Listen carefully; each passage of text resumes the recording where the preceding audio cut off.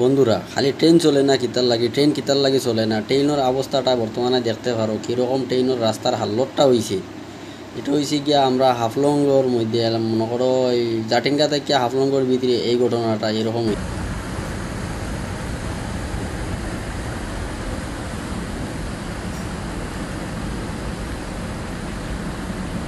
মোটামুটি এখন দুই একটা ট্রেন চলে বাদ বাকি ট্রেন ওখানে যত সময় রাস্তা পুরো ক্লিয়ার হয়েছে না অত সময় ট্রেন চলতো না।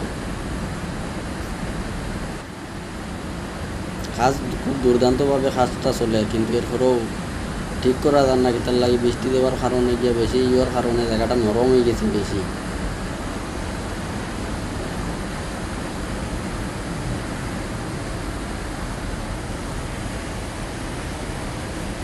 কত বৃষ্টি দিছে এটা কোনো ঠিক আছে নি।